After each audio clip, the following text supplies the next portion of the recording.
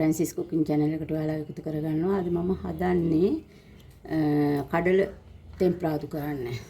දැන් මම දානවා ඔයිල් ටිකක්.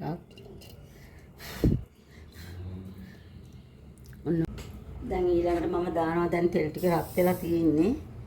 පොඩ්ඩක් ගින්දර අඩු කරගන්න ඕනේ. කරපිංච දානවා.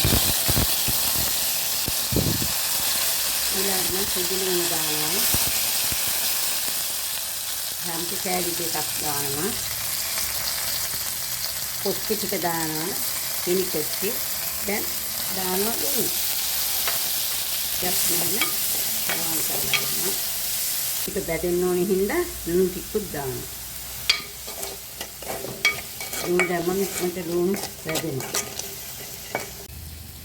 දැන් ඉතින් හොඳට ලුණු ටික බැදිලා තියෙන්නේ. අපි මේකට දානවා දැන් මිරිස් කෑලි ටිකක් දානවා.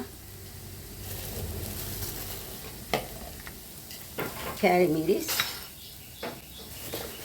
සැරට ගන්න ඕනේ. ඒ වගේ අපි ගම්බිස් කුට්ටිකුත් දානවා. දාලා අපි හොඳට මෙහෙම පිළි ගන්නවා. දැන් දානවා තක්කාලි ටිකකුත් අපි. දාලා හොඳට කරවන්න. කහ ටිකක් අන්තිමේට වගේ දාගන්න. අබ තියනවා නම් අපත් දාගන්න. දැන් ඉතින් මේ කඩල ටික දානවා තෙලට. හොඳට හැඳින්වන්න. මෙහෙම කලවම් කරගන්න හොඳට. මෙහෙම හදලා කෑම හරිම රසයි.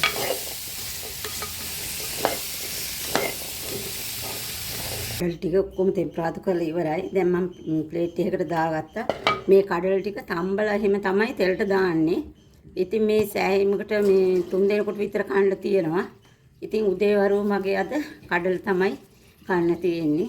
ඔයාලට සියලු දෙනාටම නැවත හමු වෙනතුරු ස්තුති කරනවා. කුකින් channel එක ෂෙයා කරන්න, subscribe කරන්න. නැවත හමු වෙමු. සුබ දවසක් වේවා.